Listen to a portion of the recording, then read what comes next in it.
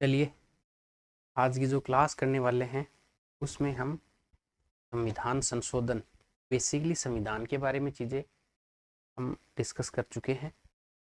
और अब जो आपके सिलेबस के अकॉर्डिंग जो क्लास है, देखिए कितना पढ़ लिया उसकी बात कर रहे हैं, फिर आगे हम बढ़ेंगे। देखिए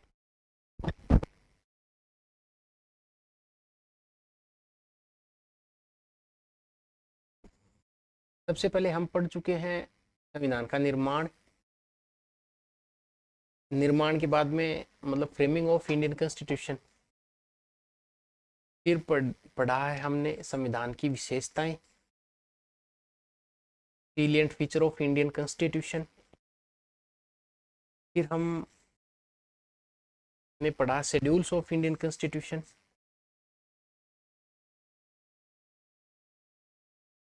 और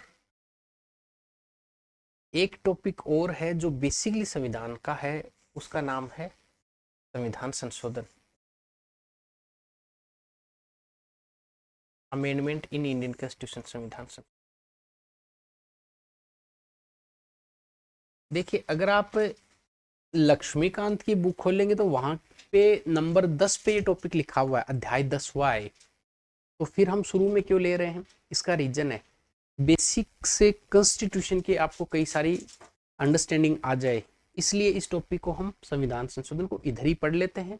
फिर नेक्स्ट जो अपना टॉपिक होगा वो रहेगा प्रीएम्बल, प्रस्तावना संविधान की। फिर प्रस्तावना, फिर आर्टिकल 1 से हम अपना कंटिन्यू कर देंगे। बात समझ में आ गई? तो आज का टॉपिक क्या रहेगा? अमेंडमेंट्स, ये देखने वाले हैं अमेंडमेंट।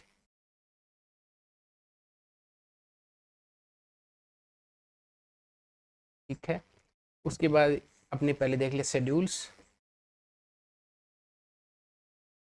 इससे पहले सीलिएंट फीचर ऑफ कॉन्स्टिट्यूशन देखा, कॉन्स्टिट्यूशन और फ्रेमिंग ऑफ इंडियन कॉन्स्टिट्यूशन। संविधान संशोधन, इसको कंप्लीटली डेप्थ में डिटेल के साथ मेंस के अकॉर्डिंग सारा देखने वाले हैं। ठीक है, तो सबसे पहले हेडिंग लगाते हैं भारत के संविधान के संशोधन को लेकर कुछ बेसिक बात है उसको डिस्कस करते हैं। संविधान में संशोधन, अमेंडमेंट इन कॉन्स्टिट्यूशन, संशोधन। सबसे बेसिक क्वेश्चन तो ये होता है कि संविधान संशोधन के लिए कौन सा आर्टिकल और कौन सा भाग है। तो बहुत इंटरेस्टिंगली इसके लिए संविधान का एक भाग और एक अनुच्छेद, संविधान का जो भाग 20 है, पार्ट 20 ऑफ इंडियन कॉन्स्टिट्यूशन, 20वां भाग, और एक ही आर्टिकल है उसका नाम है 368। तो क्या इंटरेस्टिंगली संयोग है, संविधान संशोधन के लिए एक आर्टिकल है 368, अड़ना नहीं है 68 में, संशोधन कर देना आपको। ठीक है, फिर जैसा आपको पता है कि इंडियन कॉन्स्टिट्यूशन एक बोरोइंग कॉन्स्टिट्यूशन है। बोरोइंग बोलना थोड़ा सा not appropriate word, blend of various constitution है, बहुत सारे संविधानों को मिला के हमने कॉन्स्टिट्यूशन को तैयार किया है। दैट्स वाई आर्टिकल जो 368 है, आर्टिकल 368 जो है, बेसिकली इसके जो प्रोविजंस हैं कि संविधान में संशोधन होना चाहिए, ये हमने बोरो किया है। बोरो कोई गलत वर्ड नहीं है, दक्षिणी अफ्रीका से, साउथ अफ्रीका। कभी क्वेश्चन 2 पूछे आपसे कि संशोधन कौन से भाग में है, 20 बिस्किट खाने हैं, 20 भाग में संशोधन करना है। ठीक है, 368 में देखो 36(8), 368 अड़ना नहीं है, संविधान में संशोधन कर देना है। कहाँ से लिया गया? दक्षिणी अफ्रीका के थोड़े खिलाड़ी अजीब टाइप के हैं, उनमें संशोधन करना है। तो संशोधन की प्रक्रिया कहाँ से ली गई है? दक्षिणी अफ्रीका से। एक कभी क्वेश्चन आपको इंटरव्यू में पूछे, मेंस में पूछे, प्रीलिम्स में पूछे, भारत के संविधान में जो संशोधन की प्रक्रिया है वो क्या दर्शाती है, उससे क्या सिद्ध होता है? उससे सिद्ध होता है कि इंडियन कॉन्स्टिट्यूशन है वो फ्लेक्सिबल भी है, रिजिड भी है, ये ब्लेंड है दोनों का, लचीला भी है और कठोर भी है। अब क्वेश्चन ये आए अगला, किसी भी संविधान का लचीला और कठोर होना किस पर निर्भर करेगा? उसमें संशोधन होने पर निर्भर करेगा। अगर कॉन्स्टिट्यूशन की प्रक्रिया प्रोसीजर बहुत बहुत कॉम्प्लेक्स है, संशोधन होना बहुत हार्ड होता है, अमेंडमेंट बहुत कॉम्प्लिसिटी के साथ में किया जाता है, वो कौन सा संविधान कहलाता है? कठोर। और ऐसा कोई भी संविधान जिसमें बहुत आसानी से साधारण बहुमत की प्रक्रिया से संशोधन हो जाता है, वो संविधान कहलाता है लचीला। पर इंडियन कॉन्स्टिट्यूशन को बहुत डिटेल से हम डिस्कस करने वाले हैं इस संशोधन वाले पार्ट को। हमारा संविधान कठोर भी है और संविधान लचीला भी है। समझ में आ गई बात ही? अच्छा, एक सवाल और पूछ सकता आपको। बेसिकली अभी जो 368 का हूबहू हम आर्टिकल देखेंगे, इसमें ये लिखा हुआ है कि भारत के संविधान में जो आर्टिकल 368 के तहत जो संशोधन होगा वो दो तरह से होगा। अभी दोनों तरीके डिस्कस करेंगे, पर असल में इन प्रैक्टिकल आपसे पूछे कि संविधान में संशोधन जो होगा वो 368 नहीं, वैसे ही पूछे कि संशोधन कितने प्रकार से हो सकता है, तो उसके कितने प्रकार हैं? 3 प्रकार हैं, इन पे डिस्कस करेंगे। I repeat my words. अगर क्वेश्चन पूछता है कि आर्टिकल 368 में कितने प्रोसीजर्स दिए हुए हैं for amendment in constitution, your answer will be 2। Overall constitution में अमेंडमेंट करना है तो उसके लिए कितने प्रोसीजर है? 3। इसका मतलब 368 में केवल 2 प्रक्रियाएं लिखी हुई हैं और संविधान में संशोधन 3 प्रकार से हो सकता है। ये हो गया एक बेसिक नेचर का सवाल। क्लियर होगी? ये हैं फैक्ट्स। संशोधन कौन करेगा, कैसे होगा, क्या बहुमत होगा, आलोचना क्या होगी, कितने टाइप से होगा, वे फॉरवर्डिंग क्या क्या है, मेंस को लेकर कौन कौन से सवाल बन सकते हैं इस पर, संविधान संशोधन पर प्री में कौन से सवाल बन सकते हैं। बहुत लंबा एक अच्छा लेक्चर चलने वाला अपना। बहरहाल अभी हम सबसे पहले देखेंगे कि हम इस टॉपिक में क्या क्या कवर करेंगे। अपना ये जो 368 वाला आर्टिकल है, इसको ओरिजिनली तो देखेंगे कॉन्स्टिट्यूशन में, ये जो मूल रूप से जो जो लिखा हुआ है उसको तो हम देखने वाले ही, कि इसमें हम क्या क्या पढ़ेंगे। ये ओरिजिनल कॉन्स्टिट्यूशन क्या कहता है, भाग 20। लक्ष्मीकांत इसको लेकर क्या कहता है, और हमने थोड़ी सी इसकी कैटेगरी करी कि हम इसको कैसे कैटेगराइज कर सकते हैं, और उसके बाद में मेंस के सवाल हम लेंगे। ठीक है, देखिए इस टॉपिक में क्या क्या पढ़ा जाना चाहिए।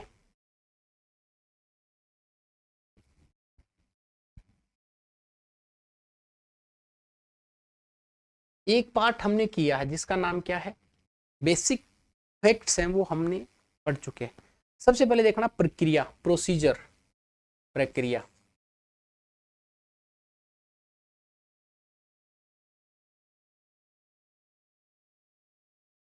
प्रोसीजर, प्रोसीजर का मतलब यहाँ पे ये है कि संविधान में जो संशोधन होगा उसकी क्या प्रक्रिया है, कौन सी प्रक्रिया को फॉलो किया जाएगा। समझ में आगे बात, ये कैसे होगा। दूसरा है टाइप्स, प्रकार, कितने प्रकार से संशोधन होगा, तो दूसरा अपना बिंदु होगा प्रकार, टाइप्स।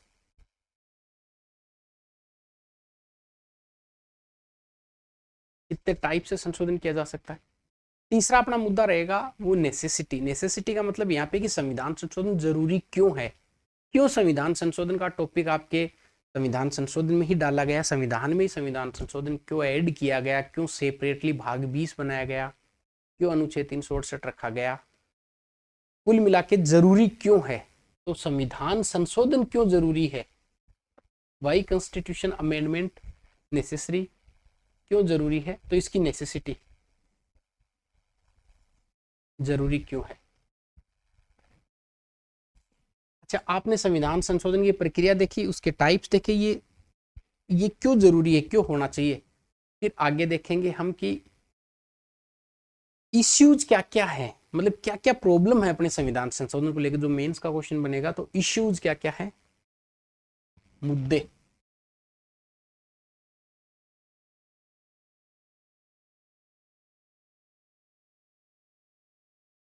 इश्यूज कौन कौन से हैं।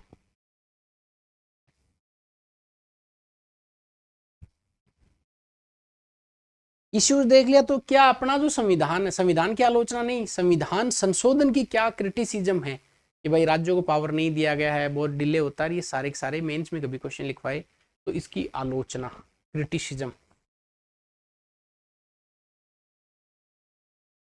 और आलोचना के बाद में हम अंतिम रूप से देखेंगे वे फॉरवर्ड, आगे क्या हो सकता है, कि निष्कर्ष क्या निकालेंगे हम।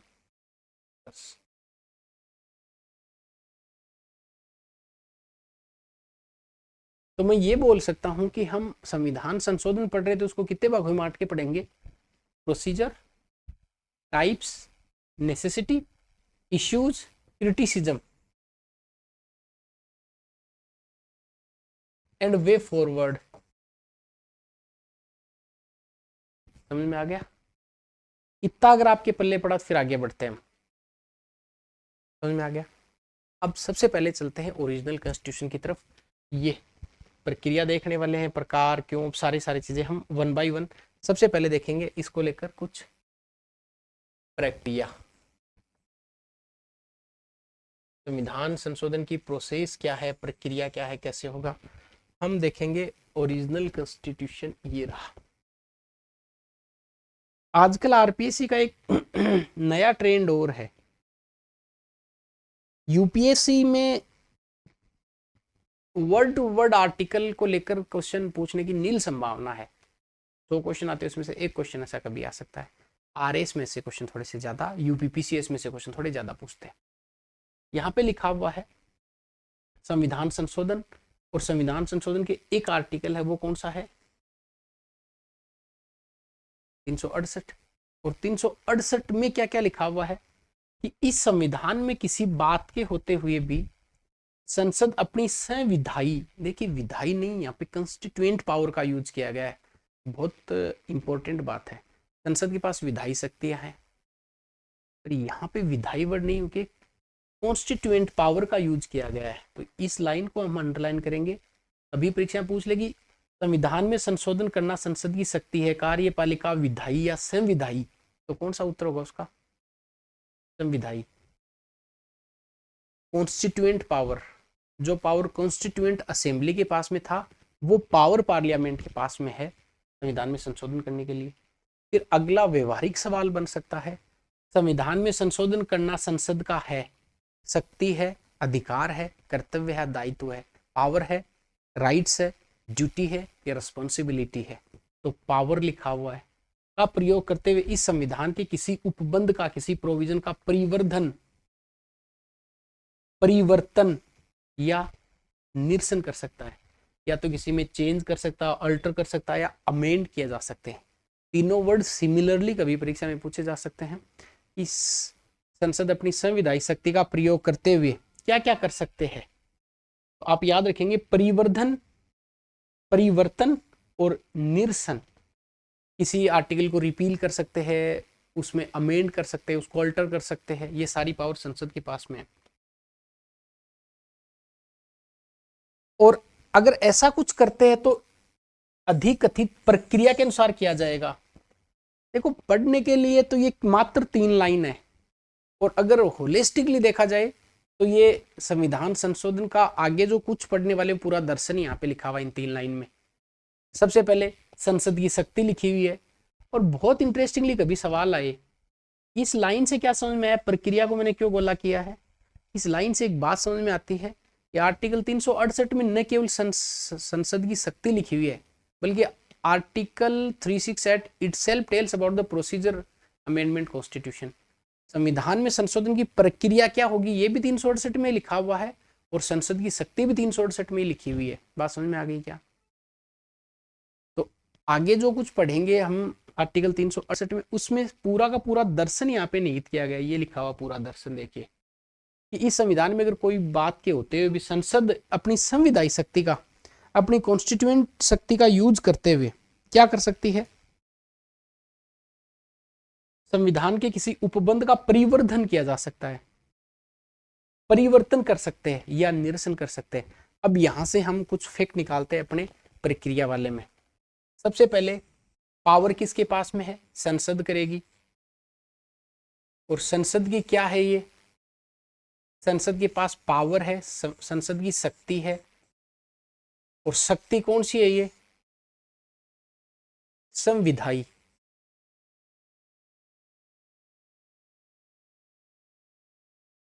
क्या क्या कर सकती है संसद? किसी भी आर्टिकल में क्या कर सकती है? देखो, परिवर्धन, परिवर्तन, ये आगे है इसी क्रम में, ये परिवर्धन, परिवर्तन, कोमा निरसन। समझ में आ गया? देखिए, परिवर्तन, परिवर्धन और निरसन, ये कौन कर सकती है? संसद कर सकती है। एक 368 एक बात और बताता है कि ना केवल आर्टिकल 368 में शक्ति लिखी हुई है संसद की, बल्कि इसी आर्टिकल में प्रक्रिया भी लिखी हुई है, प्रक्रिया।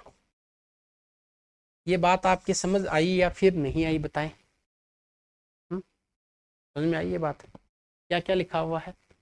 संसद अपनी संविधायी शक्ति का प्रयोग करते हुए संविधान के किसी भी भाग में, किसी प्रावधान में परिवर्तन कर सकती है, परिवर्तन कर सकती है, उसको रिपील कर सकती है। ये आर्टिकल पार्लियामेंट का पावर भी बताता है और साथ साथ में प्रोसीजर को भी बताता है कि प्रोसीजर क्या होगी, पावर क्या होगी। अभी तो केवल 4 लाइन पढ़ी है आपने, ये वाली। अब यहां पे बताया गया कि ये जो पर्टिकुलरली हम करने वाले हैं, संशोधन करने वाले हैं, इस पर्टिकुलर संशोधन में कैसे कैसे संशोधन होगा। इस संविधान के संशोधन का आरंभ संसद के किसी भी सदन में इस प्रयोजन के लिए विधेयक पूरा स्थापित करके ही किया जा सकेगा। मोस्ट इंपॉर्टेंट लाइन, मैं एक बार ओरिजिनल कॉन्स्टिट्यूशन डिक्टेट करता हूं, फिर आपको मजा आएगा।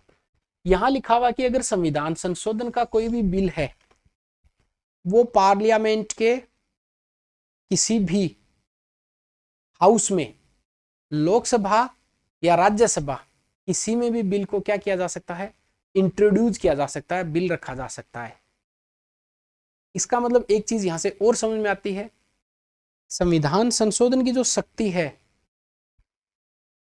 वो ना लोकसभा के पास में है ना राज्यसभा के पास में, दोनों के पास में बराबर की शक्ति है। बात समझ में आ रही है क्या? देखिए कैसे।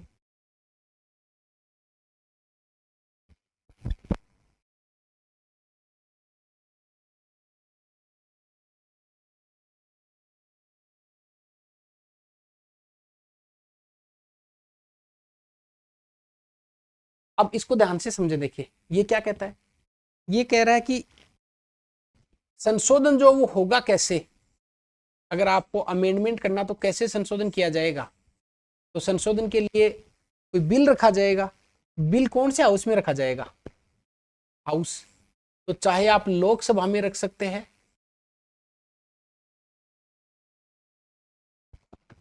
चाहे आप राज्यसभा में इसको रख सकते हैं।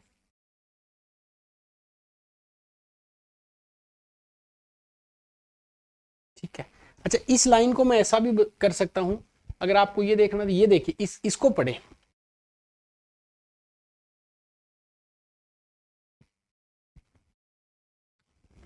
राज्यसभा में, मतलब मैं ये चाह रहा था कि मैं आपको ये दिखाऊं, पर इसमें भी थोड़ा सा लिखा हुआ इतना नहीं है जितना मैं अभी डिक्टेट करने वाला हूं, इसलिए इसमें केवल 3 ही लाइन लिखी हुई है। चाहे तो आप लोकसभा में इसको इंट्रोड्यूस करें, चाहे आप राज्यसभा में इसको इंट्रोड्यूस करें। अब यहाँ पे 2 बातें और निकल कर आएंगी। क्वेश्चन कभी आए, क्या राज्यों की विधानसभाओं में संविधान संशोधन बिल को आप ला सकते हैं, क्या रख सकते हैं क्या? नहीं, नेवर। ये ये पावर केवल किसका है? पार्लियामेंट का। और कौन सा पावर है? संविधायी, कॉन्स्टिट्यूएंट पावर है। दूसरी बात ये है कि जो संसद है अपना, इस संसद में 2 प्रकार के मेंबर हैं। एक वो मेंबर, वो एमपी जो सरकार का अंग है, मतलब वो एमएलए जो मंत्री हैं, एमएलए नहीं, माफी चाहूंगा, एमपी, वो एमपी जो मंत्री हैं, या टोटल अपने जैसे मान लो 700 सीट है, कंप्लीटली 776 की बजाय 700 में से सारे तो मंत्री होंगे नहीं, तो जो मंत्री होते हैं वो बेसिकली उनको सरकारी सदस्य बोला जाता है, क्योंकि वो मिनिस्टर हैं। पहले एमपी बने, एमपी के बाद में उनको मंत्री बनाया जाता है, तो वो सरकारी सदस्य बने। इसके अलावा गैर सरकारी सदस्य होते हैं। गैर सरकारी सदस्य कौन से? जो मिनिस्टर नहीं है। क्या संविधान संशोधन का जो बिल है वो मंत्री ही रखेगा या कोई भी सदस्य रख सकता है? क्वेश्चन ये भी आ सकता है। तो याद रखें, सरकारी व गैर सरकारी दोनों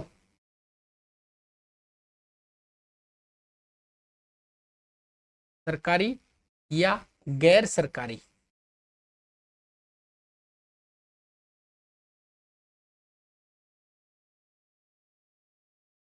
गवर्नमेंट मेंबर बिल या फिर प्राइवेट मेंबर, कोई भी मेंबर इसको इंट्रोड्यूस कर सकता है। कहां पे करेगा? चाहे लोकसभा में करे, चाहे राज्यसभा में करे। सरकारी भी कर सकता है, गैर सरकारी भी कर सकता है। ये बात समझ में आ गई आपके यहाँ तक? ठीक है। इसका मतलब ये जो लाइन है, ये लाइन इतना ही बता रही है हमको कि ये जो पर्टिकुलर बिल है संविधान संशोधन के लिए, इसका आरंभ संसद के किसी भी सदन में इस प्रयोजन के लिए विधेयक पूर्व स्थापित करके किया जा सकेगा, और जब वह विधेयक प्रत्येक सदन में उस सदन की कुल सदस्य संख्या के बहुमत द्वारा तथा उस सदन के उपस्थित और मतदान करने वाले सदस्यों कम से कम 2/3 बहुमत के द्वारा पारित कर दिया जाता है, तब वह राष्ट्रपति के समक्ष प्रस्तुत किया जाएगा, जो विधेयक को अपनी अनुमति देगा, और तब संविधान उस विधेयक के निबंधों के अनुसार संशोधित हो जाएगा। इसने पूरी प्रक्रिया बता दी 2 में। अब एक इंटरेस्टिंग बात और है, जो मतलब आर्टिकल को मैं एक्सप्लेन करके कुछ एडिशनल बात आपको और ऐड करता हूं। तो क्या जब भी कोई संविधान संशोधन का बिल रखा जाएगा, तो बिल रखते समय राष्ट्रपति की पूर्व मंजूरी की जरूरत है क्या? कभी क्वेश्चन यूपीएससी में ऐसा पूछे स्टेटमेंट में कि जब भी कोई बिल इंट्रोड्यूस किया जाएगा किसी भी पर्टिकुलर हाउस में, आइदर लोकसभा और राज्यसभा, तो क्या प्रायर कंसेंट चाहिए क्या प्रेसिडेंट की?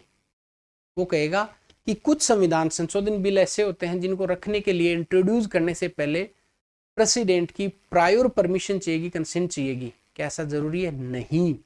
इसका मतलब अगर कोई भी बिल आप रखते हैं तो उसके लिए राष्ट्रपति की पूर्व मंजूरी नहीं चाहिए।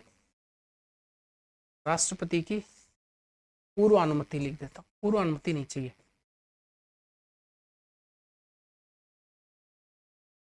ओके, चलिए एक काम पूरा हुआ कि आपने बिल को इंट्रोड्यूस कर दिया। अगर मैं इस प्रक्रिया को ऐसे समझूं, तो यहां से बिल रखेंगे, फिर बिल को हम पास करवाएंगे, कैसे पास होगा उसको देखेंगे।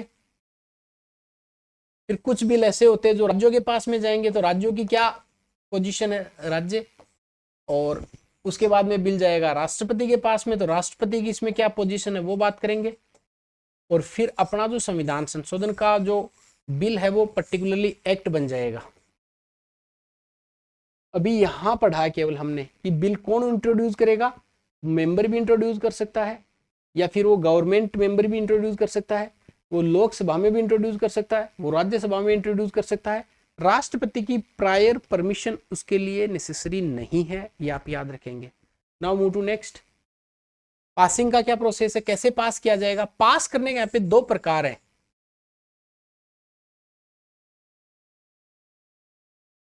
पहला टाइप है, अब पासिंग पे लेते हैं, यहां तक पूरा हो गया।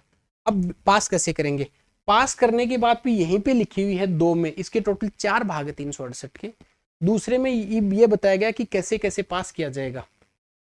तो अब दूसरा कि जब भी कोई बिल है वो इंट्रोड्यूस किया जाएगा, उसके बाद में उसको पास करना दोनों सदन से, लोकसभा और राज्यसभा से। एक चीज आप ध्यान रखेंगे, पासिंग की प्रक्रिया या पारित की प्रक्रिया, पारित याद रखना आप लोगों को। पारित जब होगा वो दोनों सदनों से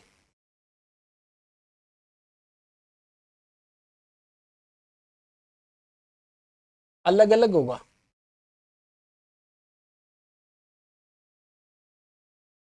जैसे ही मैंने अलग अलग लिखा, इसमें एक बात छुपी हुई है। आर्टिकल 108, आर्टिकल 168 का इसमें प्रयोग नहीं किया जाएगा।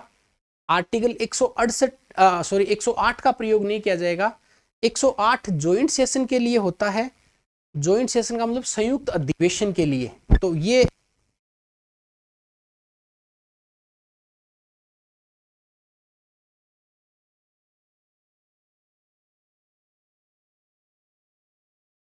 संयुक्त अधिवेशन जॉइंट सेशन नहीं होगा इसमें, तो दोनों सदनों से अलग अलग पास होगा और इसके लिए संयुक्त अधिवेशन आर्टिकल 108 का प्रयोग नहीं होगा।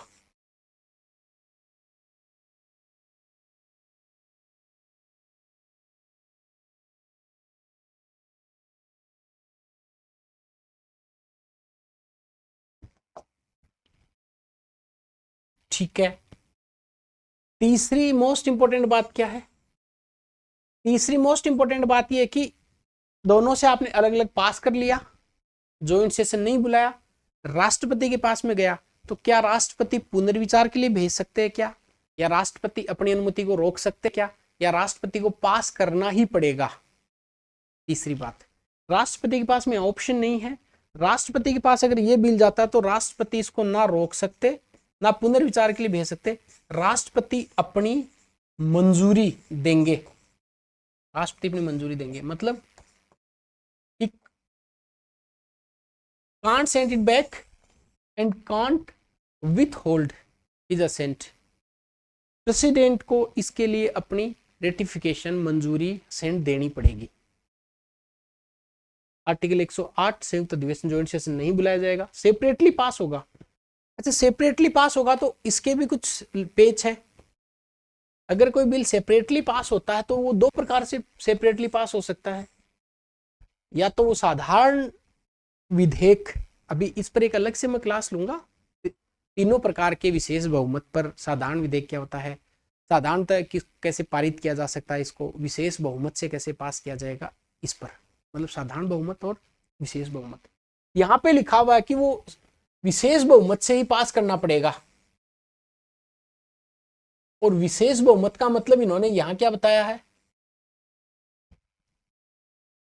सदन की जो कुल सदस्य संख्या है उसका बहुमत, और उपस्थित और मतदान करने वालों का 2/3। इस पर एक अलग से क्लास लेंगे आधे पौन घंटे की, सारे के सारे जो विशेष बहुमत हो आपको समझाऊंगा मैं। आर्टिकल 368 के लिए इसका क्या मतलब है, आर्टिकल 249 के लिए इसका क्या मतलब है, आर्टिकल 61 के लिए इसका क्या मतलब है, अलग अलग मतलब है इसके। और दूसरा है ये प्लस आधे राज्यों की अनुमति।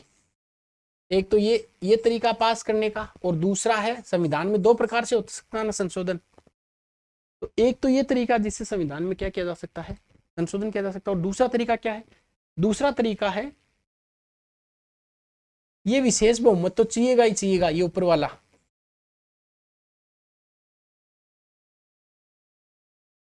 प्लस, अब ये प्लस बहुत इंपॉर्टेंट है, बहुत जगह लिखा हुआ है आधे से अधिक राज्य, जबकि संविधान में आधे से अधिक नहीं लिखा हुआ है, वहां केवल मेंशन किया गया आधे राज्य, हाफ स्टेट, आधे राज्यों की अनुमति। अब आधे राज्यों में भी पेश फंसेगा, उसकी बात डिटेल से करते हैं कि क्या राज्य इसको रोक सकते हैं, क्या राज्य इसको भेज सकते हैं, क्या मना कर सकते हैं, क्या राज्य इस बिल में संशोधन कर सकते हैं, क्या एक साथ खींचड़ी नहीं हो। अभी तक आपके यहां तक बात समझ में आ गई कि पारित कैसे करेंगे।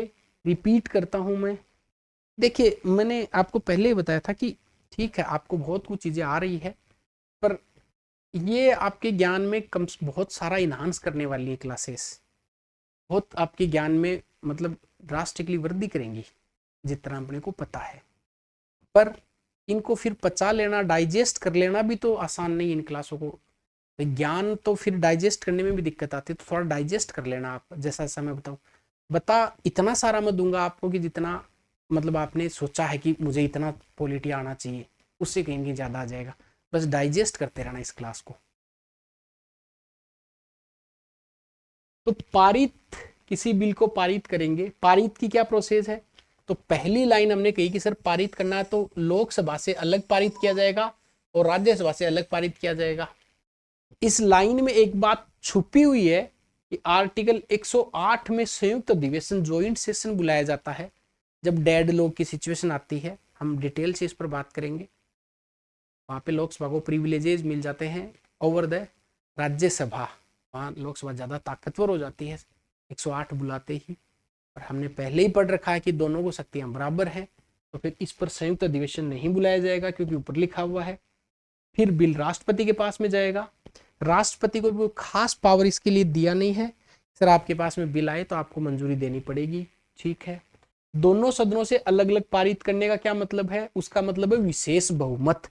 और यहाँ पे विशेष बहुमत दो प्रकार के बता दिए, एक ए एक बी।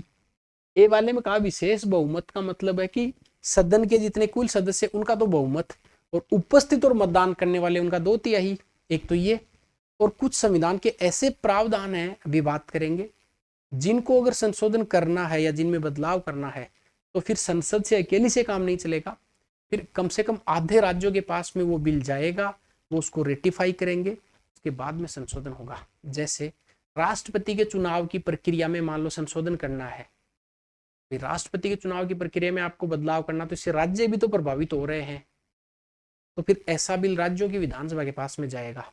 वो एक अलग बात है कि राज्यों की विधानसभाओं को कोई खास यहाँ पे प्रिविलेजेस नहीं है, उनको एक टाइम फ्रेम में, और ये अगर टाइम फ्रेम नहीं भी है तो भी उनको बिल येस या नो में भेज देना है। वो नो करे तो भी कोई बड़ी बात नहीं है, वो येस करे तो भी कोई बड़ी बात नहीं है, बस आधे राज्यों से उसको रेटिफाई होना जरूरी है। क्लियर हो गया? आधे राज्य नहीं करें तो फिर दिक्कत है। चलिए बहरहाल यहाँ तक आपको समझ में आ गया बात, इसको एक बार आप नोट डाउन करें, कैसा भी करें पर करें।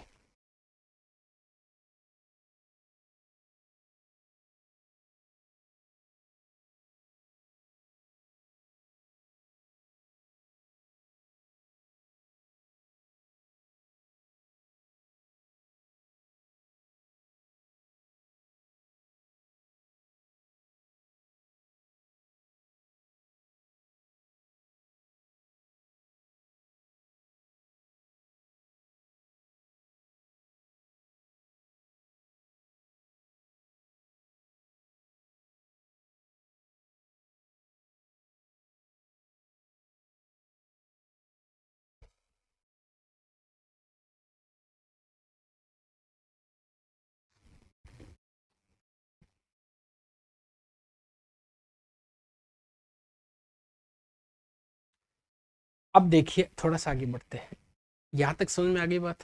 अब इसमें यह बताया गया, इसको अभी आप स्ट्रेस में नहीं आना कि कौन से पार्ट है जिसके लिए संसद की अनुमति चाहिए और कौन से ऐसे अमेंडमेंट है जिसके लिए राज्यों की अनुमति चाहिए, राज्यों की भी अनुमति चाहिए, उसकी बात अभी कर लेते हैं। 2 भाग अपन ने इसके पूरे किए हैं।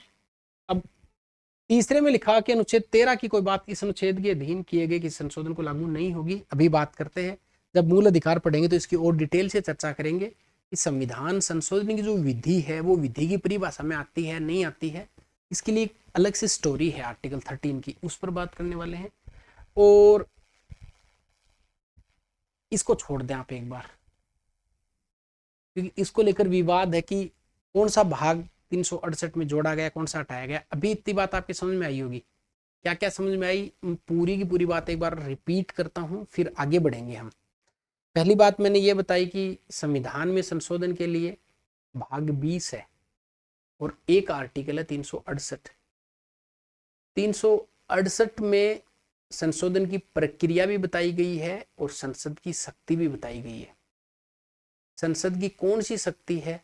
संविधायी, कॉन्स्टिट्यूएंट पावर। संविधान में संशोधन करना संसद की शक्ति है, राज्य विधानसभाओं को खास यहाँ पे शक्ति दी गई है। फिर मैंने बताया कि संविधान संशोधन का कोई भी बिल है वो चाहे तो आप लोकसभा में रखें और चाहे राज्यसभा में रखें, दोनों को बराबर की शक्ति है। दक्षिणी अफ्रीका से हमने ये प्रावधान ले लिया। संविधान में अगर आप संशोधन कर रहे हैं तो संविधान संशोधन की प्रक्रिया तय करती है कि हमारा संविधान लचीला है फिर कठोर है। संविधान संशोधन की प्रक्रिया, संविधान संशोधन बिल को पास करना, राष्ट्रपति की मंजूरी, राज्यों के पास पहुंचना, इसकी आलोचना, ये सब कुछ यहाँ पे देखने वाले हैं। सबसे पहले बिल को इंट्रोड्यूस करेंगे, बिल रखेंगे तो कहाँ रखेंगे? तो या तो लोकसभा में रख सकते हैं, राज्यसभा में, दोनों पास बराबर की पावर है। और दोनों से अलग अलग ही पास करवाना होगा। तो जैसे ही मैंने अलग अलग का नाम लिया, ये बात तय हो गई कि संविधान संशोधन पर कोई भी संयुक्त अधिवेशन, ज्वाइंट सेशन नहीं बुलाया जाएगा। फिर आगे बढ़े कि जैसे ही दोनों सदनों से पास होता है तो कुछ ऐसे संविधान के प्रावधान हैं जिनमें संशोधन करने के लिए कुछ कौन से उनकी बात अभी करते हैं, उनको करने के लिए कम से कम आधे राज्यों के पास, आधे से अधिक मिल सकता है कभी, पर वो गलत है, आधे ही लिखा हुआ संविधान में, आधे राज्यों के पास जाएगा, उनकी विधानसभाओं से रेटिफिकेशन लेना होगा, वो येस नो करे कोई खास फर्क नहीं पड़ता है। फिर बिल आया राष्ट्रपति के पास में, राष्ट्रपति के पास में कोई खास पावर नहीं है, उनको बिल को असेंट देनी पड़ेगी, उनको बिल की स्वीकृति देनी पड़ेगी। अब हम बढ़ते हैं आगे, और आगे बढ़ेंगे मतलब अब पढ़ेंगे लक्ष्मीकांत को डिटेल के साथ में। ये पढ़ते ही आपके पूरे के पूरे और कंसेप्ट्स हैं वो क्लियर हो जाएंगे। फिर हमारे कुछ मेंस के मुद्दे और बचेंगे, संविधान संशोधन की आलोचना और वो सारा भी देखने वाले हैं। किसी अन्य लिखित संविधान के समान भारतीय संविधान में भी परिस्थितियों एवं आवश्यकताओं के अनुरूप उसमें संशोधन और व्यवस्थित उसको अमेंड और उसको सिस्टमेटिक करने की व्यवस्था है, सिस्टम है। हालांकि इसकी संविधान संशोधन की प्रक्रिया ब्रिटेन के समान आसान अथवा अमेरिका के समान अत्यधिक कठिन नहीं है। इसका मतलब यूएस कॉन्स्टिट्यूशन बहुत रिजिड कॉन्स्टिट्यूशन है, बहुत कठोर है, बिकॉज अमेंडमेंट की प्रोसीजर वहाँ पे बहुत कॉम्प्लेक्स है। And in other way British constitution जो है वो बहुत फ्लेक्सिबल है, वो बहुत लचीला है, क्योंकि वहाँ पे संविधान में संशोधन करने की प्रक्रिया बहुत फ्लेक्सिबल है। ये फैक्ट हम पढ़ चुके हैं, वैसे एक बार और इसको देख लेते हैं यहाँ तक।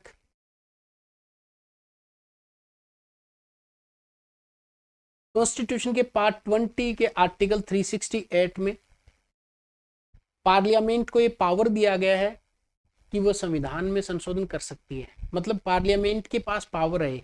और यहाँ ये लिखा हुआ कि संशोधन की शक्ति है, और शक्ति कौन सी है, वो संविधायी, ये आप वर्ड लिखेंगे यहाँ पे, संविधायी कॉन्स्टिट्यूएंट पावर है। ये उल्लिखित करता है कि संसद अपनी, ये देखो ये वापस लिख दिया इन्होंने, बहुत अच्छा, संविधायी शक्ति का प्रयोग करते हुए इस संविधान के किसी भी उपबंध का परिवर्तन या निरसन कर सकती है। हालांकि संविधान उन व्यवस्थाओं को संशोधित नहीं कर सकते जो संविधान के मूल ढांचे से संबंधित है। ये व्यवस्था उच्चतम न्यायालय द्वारा केशवानंद भारती मामले में दी गई थी। मैंने ये लाइन क्यों नहीं बताई, इस लाइन के पीछे का एक बहुत अच्छा इतिहास है, मूल अधिकारों में खूब डिटेल से पढ़ने वाले हैं, बेरूबाड़ी, गोलकनाथ, केशवानंद भारती, मिनर्वा मिल, बहुत सारे बामन राव, कई सारे मामले यहाँ पे पढ़ेंगे। इस लाइन का पूरा अर्थ आपको समझ में आ गया कि संसद के पास में शक्ति है, संविधायी शक्ति है। इसी आर्टिकल में संविधान के संशोधन की प्रक्रिया भी बताई गई है, इसी आर्टिकल में शक्ति भी बताई गई है। क्लियर हो गया, ये लाइन पूरी हुई यहाँ तक। अब चलते हैं इस पेज पे, यहाँ क्या लिखा हुआ है, चलो इधर। अब यहाँ पे लिखा हुआ संविधान में संशोधन की प्रोसीजर, क्या क्या प्रक्रिया। अनुच्छेद 368 में संशोधन की प्रक्रिया का निम्नलिखित तरीके से उल्लेख किया गया है। यहाँ लिखा हुआ है कि 368 कितनी प्रोसीजर को फॉलो करता है, कितनी प्रोसीजर के बारे में बताता है, उसकी बात करेंगे यहाँ पे भी। बहुत इंटरेस्टिंग है, सारी चीजें यहाँ पे आपके नोट्स के फॉर्मेट में ही है। पहला लिखा हुआ है संविधान के संशोधन का आरंभ, पहले आरंभ करेंगे बिल का, संसद के किसी सदन में इस प्रयोजन के लिए विधेयक पूरा स्थापित करने से ही किया जा सकेगा और राज्य विधानमंडल में नहीं। ये बात ये बताती है आपको कि कॉन्स्टिट्यूशन में अगर आपको अमेंडमेंट करना है, if you want to amend constitution, then bill में be introduce either in Lok Sabha और राज्यसभा, पर you can't introduce in state legislature. राज्यों के विधानसभाओं में इसको नहीं रखा जा सकता, केवल संसद में, संसद के किसी भी सदन में। अगला और इंटरेस्टिंग है, कौन रख सकता है विधेयक को, किसी मंत्री या गैर सरकारी सदस्य द्वारा इंट्रोड्यूस किया जा सकता है, और इसके लिए राष्ट्रपति की पूर्व स्वीकृति आवश्यक नहीं है। ये पॉइंट बहुत इंपॉर्टेंट है, स्टेटमेंट के रूप में कभी पूछा जा सकता है कि संविधान अगर आप संशोधन कर रहे हैं, कॉन्स्टिट्यूशन को अमेंड कर रहे हैं, इसका मतलब ये है कि संविधान को संशोधन करने के लिए जो बिल आप रखेंगे, देखो कुछ बिल होते हैं वो केवल और केवल सरकारी सदस्य ही रख सकते हैं, गैर सरकारी सदस्य, मतलब गैर सरकारी सदस्य का मतलब सांसद नहीं रख सकते, केवल मंत्री रख सकते हैं। बात करेंगे इस पर डिटेल से। संविधान संशोधन का तो बहुत है, दोनों हाउस में रखा जा सकता है, दोनों प्रकार के सदस्य इसको रख सकते हैं, राष्ट्रपति की पूर्व मंजूरी की आवश्यकता नहीं है। अब तीसरा पॉइंट इसका क्या बताता है, तीसरा पॉइंट ये बताता है कि अगर कोई भी विधेयक है, विधेयक को दोनों सदनों में विशेष बहुमत से पारित करना अनिवार्य है। यहां से अपने को एक बात समझ में आ गई, हमने निकाल लिया अलग से बात। यह बहुमत 50% से अधिक सदन की कुल सदस्य संख्या के आधार पर सदन में उपस्थित और मतदान करने वाले को 2/3 मतदान द्वारा, मतलब सदन की कुल सदस्य संख्या का 50% से अबोव, मतलब कुल सदस्य संख्या का बहुमत, उपस्थित और जो मत दे रहे हैं उनका 2/3 बहुमत। खूब डिटेल से इस पर एक बार और बात करेंगे। आज मैं इसको खींचड़ी नहीं करने वाला हूँ, ये बहुमत बता के आपको इसे सेपरेटली हम रखने वाले हैं। इंटरेस्टिंगली अगली बात लिखी हुई है, प्रत्येक सदन में विधेयक को अलग अलग पारित करना अनिवार्य है। वापस ये कंपलसरी है कि आप सेपरेटली बिल को पास करवाएं, लोकसभा से भी राज्यसभा से। इसमें एक बात निहित है कि आप इसके लिए क्या नहीं बुला सकते, संयुक्त बैठक, ज्वाइंट सेशन आर्टिकल 108 का प्रयोग नहीं कर सकते यहाँ पे। इसका भी रीजन है क्यों नहीं कर सकते, जब आपको 108 पढ़ाऊंगा तब बहुत अच्छे से बताऊंगा। यदि विधेयक संविधान की संघीय व्यवस्था, फेडरल स्ट्रक्चर, ये देखिए भाई आपने दोनों से तो पास करवा लिया, पर राज्यों का क्या? तो अगर संविधान के ऐसे किसी भाग में अमेंड कर रहे हैं, संशोधन कर रहे हैं जो कि इसके फेडरल स्ट्रक्चर को इंपेक्ट कर रहा है, जैसे राष्ट्रपति का चुनाव मैंने आपको बताया था, आगे कुछ उदाहरण है उनसे समझेंगे। तो ऐसे आधे राज्य, देखो यहाँ पे आधे लिखा हुआ, आधे से अधिक कई किताबों में या तो गलत टाइप है, कुछ इस प्रकार का है, तो ये आप ध्यान रखेंगे। आधे राज्यों के विधानमंडल से भी सामान्य बहुमत से पारित करना आवश्यक है। अब यहाँ पे एक बात और आपको एडिशनल फैक्ट क्या जुड़ गया, आधे राज्यों का जो विधानमंडल है उनसे कोई विशेष बहुमत नहीं चाहिए, उनके सामान्य मतलब उनके साधारण बहुमत से आपको बिल पास करवाना है। यह बहुमत सदन में उपस्थित सदस्यों के बीच मतदान के तहत हो। जो सदस्य उपस्थित है, कुल सदस्यों का बहुमत नहीं, यहाँ पे जो उपस्थित है उनका बहुमत से बिल पारित करवाना आवश्यक है। ये लास्ट वाली लाइन समझ में नहीं है तो मैं बता देता हूँ। राज्यों के पास में जाएगा, राज्यों की विधानसभाओं के पास में सारे बिल जाएंगे क्या? नहीं, ऐसे बिल संविधान संशोधन के जो संघीय ढांचे को इंपेक्ट कर रहे हैं, संघीय ढांचे को प्रभावित कर रहे हैं, वो जाएंगे। अब वो जाएंगे तो ऐसे बिल अगर वहां जा रहे हैं बेसिकली, तो वो राज्यों के विधानमंडल से पारित होगा, और कैसे? साधारण बहुमत से। और यहाँ साधारण बहुमत का मतलब क्या है? जितने उपस्थित हैं, मतदान कर रहे हैं, उनका बहुमत। यहाँ तक बात समझ में आ गई?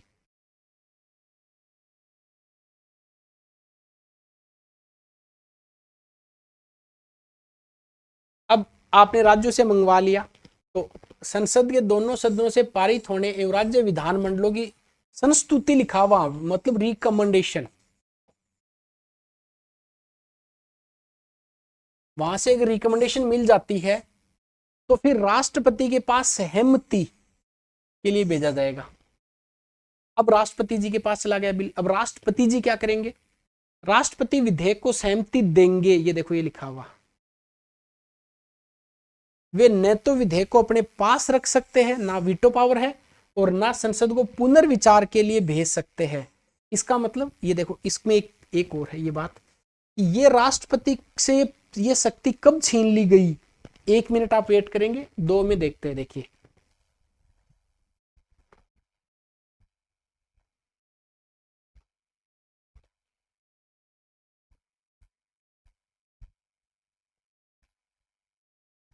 मोस्ट इंपोर्टेंट, ये कभी परीक्षा में पूछे कि 24वां संविधान संशोधन 1971 यहां पे लिख दिया था स्पष्ट रूप से संविधान संशोधन के द्वारा कि अगर इस प्रकार का कोई भी बिल आता है राष्ट्रपति के पास में, तो वो उस पर सहमति देंगे। राष्ट्रपति को बाउंड कर दिया, कौन से संशोधन के द्वारा? 24वें संविधान संशोधन 1971, इंदिरा गांधी की सरकार थी। ये क्वेश्चन आरएस में पूछा जा सकता है। आरएस का नाम लेते ये स्वाभाविक सी बात है कि यूपीएससी की भी लाइन बनती है, दोनों के लिए बहुत इंपॉर्टेंट है बेसिकली।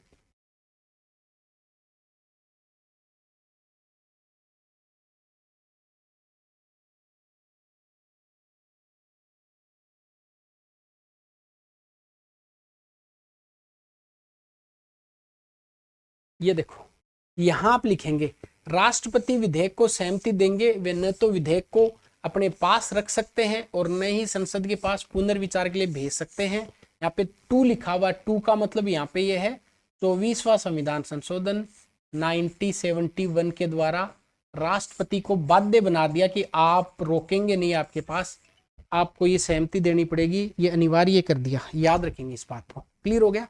ये 24वां संविधान संशोधन परीक्षा में पूछा जा सकता है। चॉइस का मतलब चॉइस खत्म कर दी राष्ट्रपति की 24वें के द्वारा। ठीक, आगे बढ़ते हैं। राष्ट्रपति की सहमति के बाद विधेयक एक अधिनियम बन जाता है, संविधान संशोधन अधिनियम कहलाता है, और संविधान के अधिनियम की तरह इसका समावेश कर लिया जाता है। ये पूरी प्रक्रिया हो गई। आप इसको और समराइज करें वापस से शॉर्ट में, आपको याद हो जाए। सबसे पहले हम संविधान में संशोधन कर रहे हैं, तो संशोधन कर रहे हैं तो कौन करेगा? आप कहेंगे सर संसद करेगी। ठीक है, संसद का अधिकार है क्या है? आप कहेंगे हाँ। मैं कहूंगा ना, संसद की क्या है? शक्ति है। कौन सी शक्ति है? विधायिका, कार्यपालिका, न्यायिक या फिर संविधायी शक्ति है।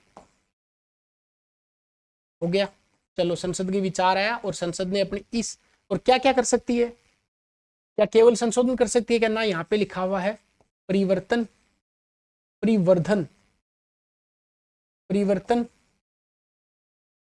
और निरसन कर सकती है। और इसी आर्टिकल में क्या लिखा हुआ है? इस शक्ति भी है और प्रक्रिया भी है। शक्ति प्लस प्रक्रिया। आगे बढ़ते हैं। अब बिल आया पार्लियामेंट में, संसद के पास बिल आया। अब संसद के पास में अगर बिल आ रहा तो कौन से हाउस में रखेंगे इसको? तो कहाँ रखेंगे? तो आइदर इन लोकसभा, चाहे तो आप लोकसभा में रखें, और इन राज्यसभा में रख दिया। Who will introduce? Only a member और any member of the house.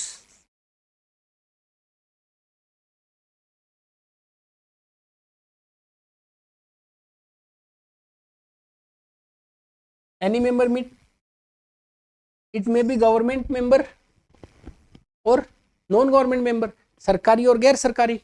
ठीक है, अब आपने बिल रखा तो अब इसको पारित करना पड़ेगा। ये तो होगी रखने की प्रक्रिया। अब पढ़े पारित करने की प्रक्रिया। पारित, बिल पासिंग प्रोसेस क्या है? सेपरेटली, लोकसभा से सेपरेटली और राज्यसभा से सेपरेटली इस बिल को क्या करना पड़ेगा? आपको पास करना पड़ेगा, पारित करना पड़ेगा। तो इसमें एक बात इंप्लाइड है कि यहाँ पे आप आर्टिकल 108 ज्वाइंट सेशन का प्रयोग नहीं कर सकते। जब पारित करेंगे तो फिर आपके लिए क्या मेजोरिटी चाहिए?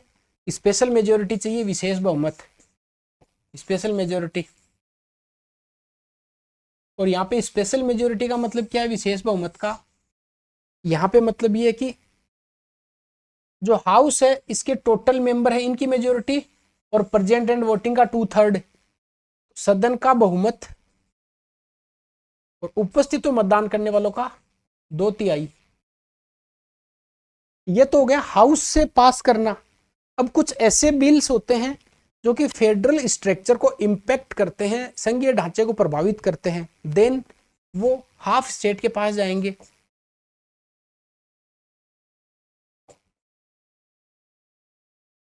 उनको सिंपल मेजोरिटी से उस बिल को पास करना पड़ेगा, सिंपल मेजोरिटी। और इनकी सिंपल मेजोरिटी का मतलब क्या लिखा हुआ है यहाँ पे? प्रेजेंट एंड वोटिंग की सिंपल मेजोरिटी, उपस्थित और मतदान करने वाले जो भी हैं, प्रेजेंट प्लस वोटिंग की सिंपल मेजोरिटी। मतलब ये है कि जितने प्रेजेंट हैं वोटिंग, उनकी सिंपल मेजोरिटी। स्टेट के पास ऐसा कोई पावर नहीं है कि आप इसको अमेंड कर दो, ये कर दो, वो कर दो, कुछ नहीं। इनको ये रिकमेंडेशन दे देंगे, इनकी रिकमेंडेशन को खास फर्क नहीं पड़ने वाला है। अब आएगा बिल प्रेसिडेंट के पास में वापस आएगा। इन्होंने राज्यों ने जब इसको पास कर दिया तब कितने हाफ स्टेट ने, अब ये बिल वापस प्रेसिडेंट के पास में आ रहा है, प्रेसिडेंट के पास। प्रेसिडेंट इस पर क्या क्या कर सकते हैं? वो केवल यस कर सकते हैं।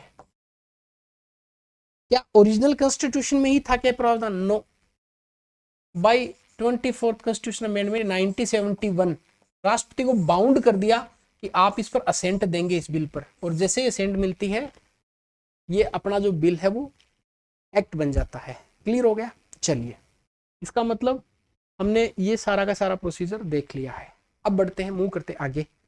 आगे देखिए, इसमें ऐसा लिखा हुआ है कि कौन से बिल के लिए किसकी मंजूरी चाहिए, ये टाइप्स लिखे हुए हैं। आप याद कीजिए क्लास को, जब हम इस पर बना रहे थे, इसकी प्रक्रिया लिख ली, पूरी पूरी प्रक्रिया। अब पढ़ेंगे इसके टाइप्स क्या क्या है, प्रकार क्या क्या है, फिर क्यों होगा, मुद्दे, आलोचना, निष्कर्ष, बहुत सारा यहाँ पे करने वाले हैं। ठीक है, चलिए आगे बढ़ते हैं।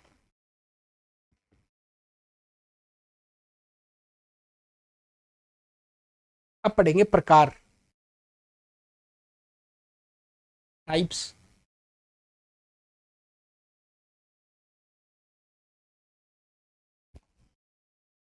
देखो ये लिखा हुआ संशोधन के प्रकार, इस लाइन को ध्यान से पढ़ेंगे तो कई सारे डाउट्स क्लियर होंगे। आर्टिकल 368 दो प्रकार के संविधान संशोधन की व्यवस्था करता है। दो ही प्रकार लिखे हुए हैं, ये हैं संसद के विशेष बहुमत द्वारा, और विशेष बहुमत का मतलब सदन के टोटल मेंबर की मेजोरिटी प्रेजेंट एंड वोटिंग का 2/3, सदन के सदस्यों का बहुमत उपस्थित और मतदान करने वाले 2/3। और दूसरा टाइप कौन सा, एक टाइप तो ये हो गया, दूसरा टाइप हो गया ये प्लस आधे राज्यों द्वारा साधारण बहुमत के माध्यम से रिकमेंडेशन, या संतुति शब्द लिखा हुआ है। स्तुति का मतलब होता है रिकमेंड करना किसी को। इसका मतलब दो प्रकार से संशोधन है, एक विशेष बहुमत और एक विशेष बहुमत प्लस आधे राज्य। लेकिन कुछ अन्य अनुच्छेद ये बात आपको बताएगी, कुछ अदर आर्टिकल्स ऐसे हैं, संसद के साधारण बहुमत से ही संविधान के कुछ उपबंधों में संशोधन हो सकता है। इसका मतलब कुछ पार्ट, कुछ आर्टिकल्स ऐसे हैं जिनमें आर्टिकल 368 की प्रक्रिया नहीं फॉलो होती है, वो पार्लियामेंट अपने लेवल पे इसका अमेंडमेंट हो जाता है। यह बहुमत प्रत्येक सदन में उपस्थित मतदान करने वालों द्वारा होता है। इसका मतलब साधारण प्रक्रिया है, जिस प्रकार संसद साधारण लॉ बनाती है उसी प्रकार संविधान के कुछ ऐसे आर्टिकल हैं जिनमें साधारण प्रकार से संशोधन हो सकता है। वो आएंगे कौन कौन से हैं।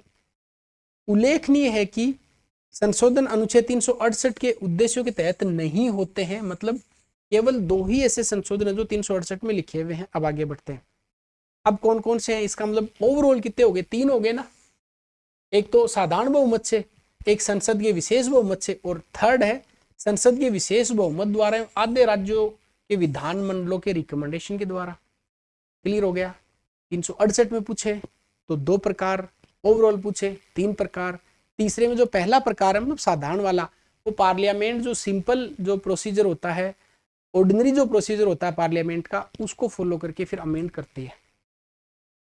अब यहां से आपका मेंस का और प्रीलिम्स का दोनों क्वेश्चन और बन सकते हैं कि संविधान के उन 2 प्रावधान के नाम लिखे जो साधारण बहुमत से जिनका संशोधन हो सकता है। वो कहेगा कि 2 ऐसे कोई प्रोविजन बताओ, 4 प्रोविजन ऐसे बताओ जो कि पार्लियामेंट बहुत आसानी से जिनमें अमेंड कर सकती है 368 की प्रोसीजर फॉलो किए बिना। उसको देखते हैं। देखिए लिखा हुआ है संसद के साधारण बहुमत द्वारा संविधान के अनेक उपबंध संसद के दोनों सदनों के साधारण बहुमत से ही संशोधन किए जा सकते हैं। ये व्यवस्था अनुच्छेद 368 के निर्णय से नए राज्यों का प्रवेश, एक एक चीज को याद करते जाना। आर्टिकल 2 इसके बारे में बताता है, हम इसकी डिटेल से चर्चा करने वाले हैं, डोंट गेट बोदर्ड। हमें कोई नया राज्य प्रवेश करवाना है, आर्टिकल 2 में लिखा हुआ है ना, नए राज्यों का प्रवेश अभी आपको पढ़ाया नहीं, उसके लिए संविधान का आर्टिकल 368 के तहत संशोधन करने की जरूरत नहीं है।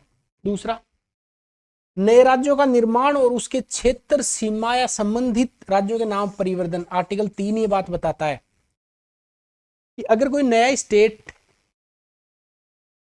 बना रहे हैं, निर्माण कर रहे हैं, 2 में तो बाहर से कोई स्टेट प्रवेश करवा रहे हैं, और 3 में जो एग्जिस्टिंग स्टेट है अपने जो ऑलरेडी राज्य है उन किसी के नाम में बदलाव करना है, क्षेत्र सीमा आदि में बदलाव करना, वो सामान्य प्रक्रिया से होता है।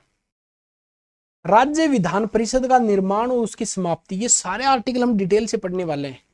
आर्टिकल 169 169 में प्रावधान किया गया है कि अगर किसी भी राज्य में विधान परिषद का या तो गठन करना हो या निरसन करना हो, अबोलिशन एंड क्रिएशन, वो साधारण प्रक्रिया से हो जाएगा। उसके लिए कोई आपको स्पेशल आर्टिकल 368 के तहत संशोधन करने की जरूरत नहीं है।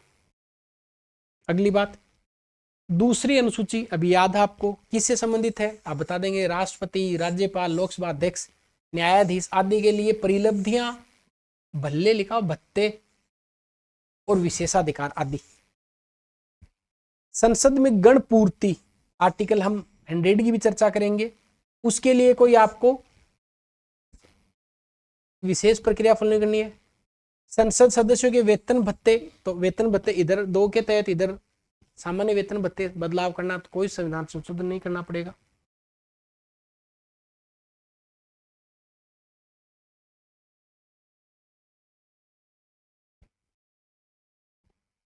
संसद में प्रक्रिया का नियम, संसद में अगर प्रोसीजरल रूल बना रहे हैं तो सामान्य हो जाएगा।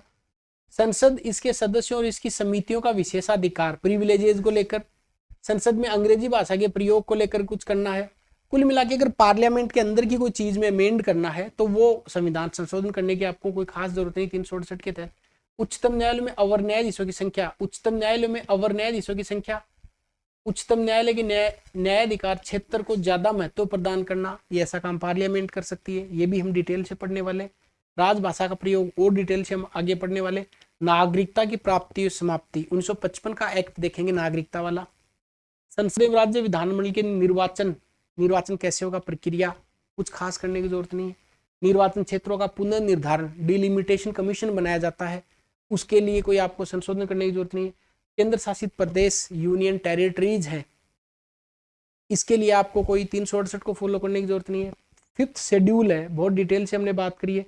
6th शेड्यूल है, तो अगर शेड्यूल आप 2 में कोई बदलाव कर रहे हैं, आप कोई शेड्यूल 5 में बदलाव कर रहे हैं, शेड्यूल 6 में बदलाव कर रहे हैं, तो इसके लिए संविधान संशोधन जरूरत नहीं है। हालांकि शेड्यूल 7 में बदलाव करेंगे तब तो मामला अलग हो जाएगा, क्योंकि वहां पे विषय बटे हुए हैं, फिर तो संसद रोज अपने विषय सारे कर लेगी, राज्यों को कुछ नहीं देगी।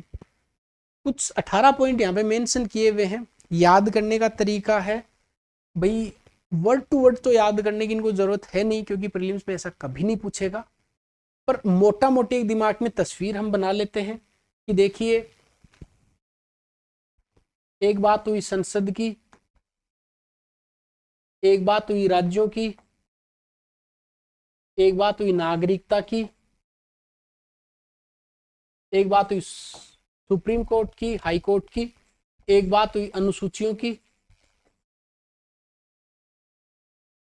इतनी बातें। देखो मूल अधिकार ये नहीं है यहाँ पे नीति निर्देशक तत्व, इनमें तो फिर बहुत अलग प्रक्रिया चाहिए, मतलब विशेष बहुमत की प्रक्रिया चाहिए।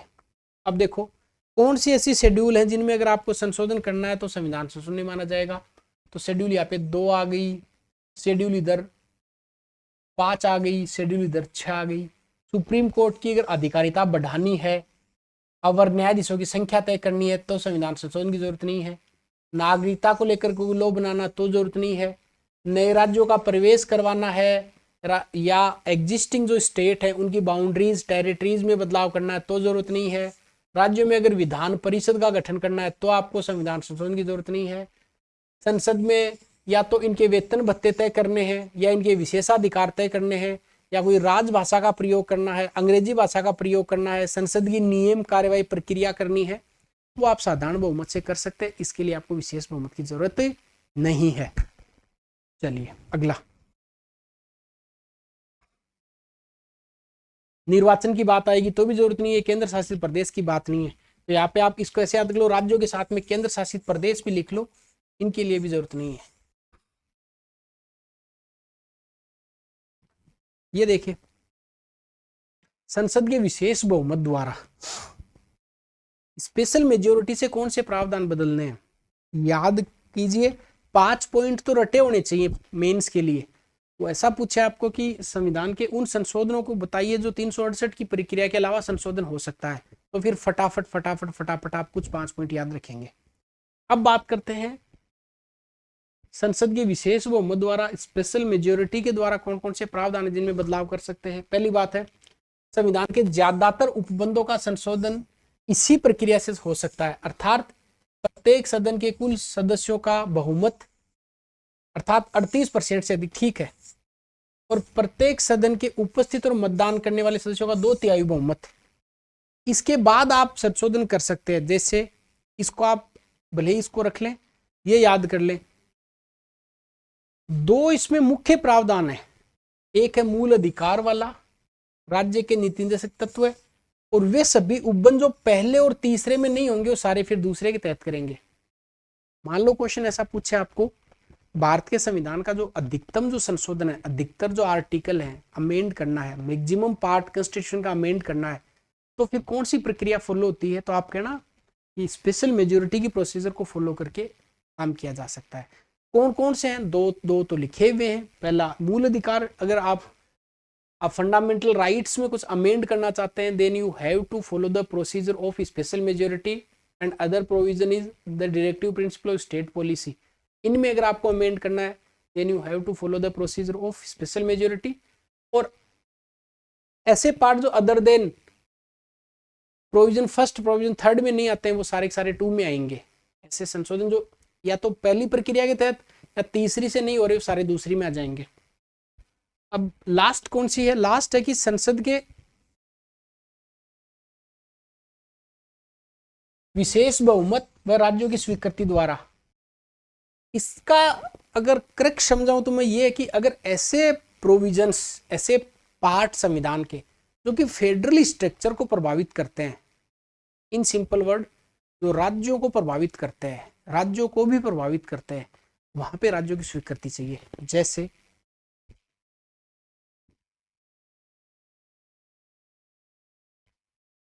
ये देखिए, राष्ट्रपति का निर्वाचन, केंद्र व राज्य, यहाँ पे केंद्र राज्य, केंद्र राज्यों की बात ज्यादा आएगी। केंद्र व राज्य कार्यकारिणी शक्तियों का विस्तार, उच्चतम न्यायालय, उच्च न्यायालय, केंद्र व राज्यों के बीच विधायी शक्तियों का विभाजन, 7वीं अनुसूची वापस विषयों से जुड़ी हुई है, संसद में राज्यों का प्रतिनिधित्व जुड़ा हुआ है, और संविधान के खुद आर्टिकल 368 में अगर बदलाव करना है, 368 में भी तो संशोधन हो सकता है ना, 368 संशोधन की बात करता है, पर अगर खुद 368 में संशोधन करना हो तो कौन सी प्रक्रिया से होगा? वो इसी तीसरी प्रक्रिया से होगा कि अगर आर्टिकल 368 खुद में बदलाव करना है तब भी आपको आधे राज्यों की सहमति की जरूरत होगी, ये याद रखेंगे। तो कुछ 3-4 प्रावधान याद रख लेंगे। कौन कौन से याद रखेंगे कि ऐसे कौन से प्रावधान हैं जो स्पेशल मेजोरिटी प्लस आप स्टेट का रिकमेंडेशन चाहिए, ऐसे प्रोविजंस में लिख देता हूं। देखिए, नंबर 1 है, ऐसा ऐसा याद रखेंगे, 7वीं शेड्यूल याद रख लेंगे, केंद्र राज्य और राष्ट्रपति का चुनाव प्रक्रिया याद रख लेंगे, राष्ट्रपति। इसके अलावा विधायी संबंध जो हैं उनके बारे में आप याद रख लेंगे, और खुद 368। देखिए, मेंस में नंबर लाने का तरीका ये कि आपको कुछ पॉइंट फिक्स रटे होने चाहिए, बस ये लिख के आने, 4 पॉइंट रट लिए मैंने आसान आसान देख के। एग्जामिनर ज्यादा दिमाग नहीं लगाते हैं, वो बोले ठीक है यार इन्होंने कर दिया तो काम बन गया। फिर इनकी और डिटेल से बात आएगी तो आपकी और ये कंसेप्ट की क्लियरिटी हो जाएगी कि अच्छा ये आर्टिकल 54-55 पढ़ेंगे तब समझ में आ जाएगा कि क्यों राज्यों की सहमति जरूरी है। केंद्र राज्य जब विधायी संबंध पढ़ेंगे तब आपको समझ में आ जाएगा क्यों राज्यों की सहमति जरूरी है। 7वीं अनुसूची में आपको समझ में आ ही गया, क्योंकि राज्यों को सब्जेक्ट दिए गए हैं, संसद को सब्जेक्ट दिए गए हैं, तो फिर संसद ऐसे तो संशोधन कर करके सारे सब्जेक्ट राज्यों के अपने पास ले लेगी नहीं, ऐसा नहीं है। आधे राज्यों की सहमति चाहिए और राज्य कभी सहमति देंगे नहीं, उनके सब्जेक्ट को लेता है। तो समझ में आ गई बात? ये हो गया तीनों की तीनों प्रोसीजर जिसके तहत संविधान में संशोधन हो सकता है। आर्टिकल 368 में 2 लिखी हुई है और एक अदर आपको अन्य मैंने आपको पढ़ाई है। ठीक है, अब थोड़ा आगे बढ़ते हैं। आगे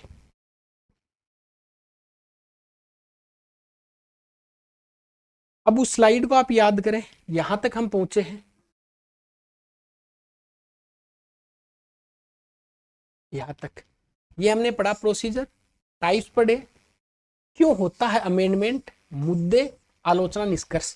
ये टोटली मेंस के लिए, हम मेंस में अगर लिखेंगे तो फिर कैसे लिखेंगे। प्रोसीजर हमने अच्छे से डिस्कस कर ली। प्रोसीजर मोस्टली प्रीलिम्स के लिए बहुत इंपॉर्टेंट होती है, ये आपको याद रखना है। ठीक है, अब देखते हैं इसका क्यों करते हैं, मतलब ऐसी आपको दिमाग में आएगा कि ऐसा क्यों रखा गया संविधान निर्माताओं ने कि हम संविधान में संशोधन या संविधान में बदलाव करने की जरूरत क्यों पड़ती है, कहाँ जरूरत है कि संविधान में संशोधन हो। और मान लो कि आपको इंटरव्यू में ऐसा पूछ ले कि बताओ संविधान में संशोधन का जो क्लॉज है वो क्यों रखा गया है, क्यों जरूरी है कि संविधान में संशोधन किया जाए, तो आप क्या जवाब देंगे। इसके लिए मेंस का पूरा सवाल आपको डिस्कस करना है। देखेंगे संविधान संशोधन। देखिए, इतने दिनों तक जो अपनी क्लास चल रही थी संविधान सभा वाली, वो वाली, ये क्लासेस मोस्टली फैक्चुअल नेचर की है, इसमें बहुत ज़्यादा कॉन्सेप्ट का नेचर नहीं चाहिए, बहुत एनालिटिकल अप्रोच नहीं चाहिए। तो इसमें जो चाहिए वो चाहिए आपको फैक्ट। अब यहाँ से जो सारे के सारे टॉपिक अपने शुरू होंगे वो पूरे मेंस बेस्ड होंगे, रिलीम्स में तो इंपॉर्टेंट है ही, मेंस में और ज़्यादा इंपॉर्टेंट है। तो जरूरी क्यों है, आवश्यकता क्यों है संविधान संशोधन की?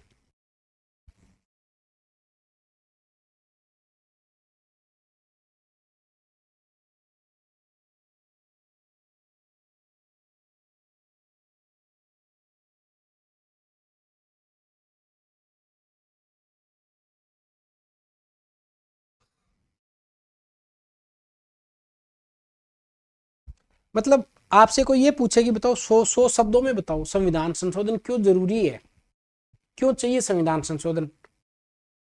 तो पहला तो इसलिए कि एड्रेसिंग द इमर्जिंग इश्यूज, मतलब नए नए जो इश्यूज होते हैं उनको एड्रेस करने के लिए, मतलब नई समस्याएं जो हैं, नए जो मुद्दे हैं उनको सॉल्व करने के लिए। जैसे जैसे मान लो कि पर्टिकुलरली कोई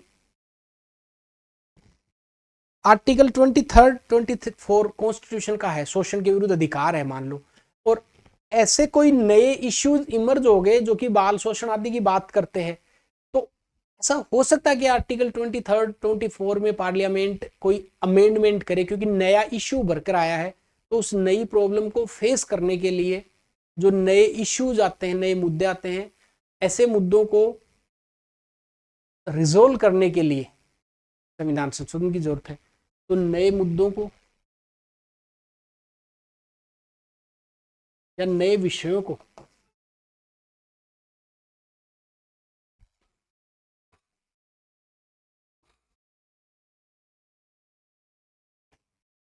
समावेशन हेतु,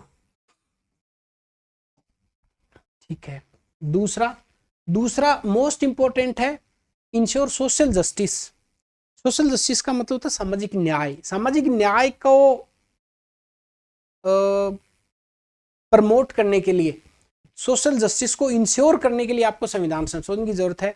जैसे डीपीएसपी जो है, नीति निर्देशक तत्व है, इनमें कई सारे आर्टिकल जोड़े गए सामाजिक न्याय को इंश्योर करने के लिए। आपको पता 39A इंसर्ट किया गया, 43A 43B 43C कई सारे आर्टिकल इंसर्ट किए गए। तो दूसरा सामाजिक न्याय, सोशल जस्टिस को इंश्योर करने के लिए।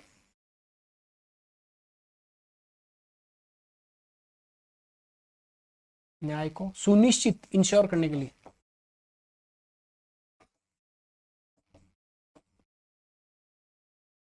ठीक है। तीसरी बात, तीसरी बात ऐसी है कि जो फेडरल स्ट्रक्चर है अपना, फेडरल जो संघीय ढांचा है, उस संघीय ढांचे को मजबूत बनाने के लिए कई सारे अमेंडमेंट ऐसे करने पड़ते हैं जो फेडरल स्ट्रक्चर को मजबूत करते हैं। तो संघीय ढांचे की मजबूती हेतु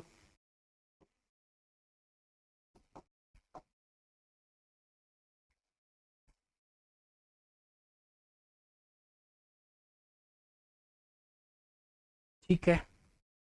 और क्या हो सकता है? मूल अधिकारों के प्रोटेक्शन के लिए, फंडामेंटल राइट को प्रोटेक्ट करने के लिए अमेंडमेंट करने पड़ते हैं बार बार। जैसे आपको पता है कि आर्टिकल 15(1), 15(2), 15(3), 4, 5, 6 ये अपन देख रहे हैं, 16(1), 2, 3, 4, 5 ये क्या है, क्यों अमेंडमेंट किया गया?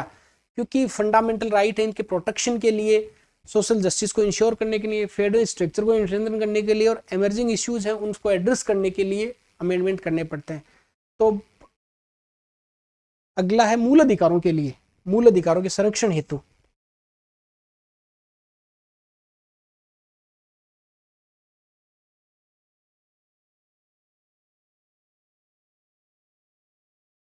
प्रोटेक्शन या संरक्षण हेतु। अच्छा, पांचवा, पांचवा ऐसा है कि नए जो इन्वायरमेंटल इश्यूज जो उभर कर आते हैं, पर्यावरणीय मुद्दे, 48 कै का हम आर्टिकल देखते हैं। तो नए जो इन्वायरमेंटल इश्यूज है, पर्यावरणीय मुद्दे हैं, सस्टेनेबल डेवलपमेंट के लिए जो काम है, उसके लिए फिर आपको संविधान में संशोधन करना पड़ता है। तो पर्यावरण संरक्षण हेतु।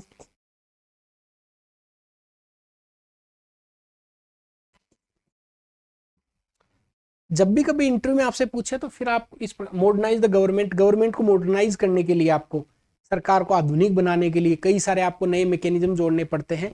तो गवर्नेंस की मजबूती है तो strengthen the governance system, modernise the government अर्थात गवर्नेंस के आधुनिकीकरण हेतु।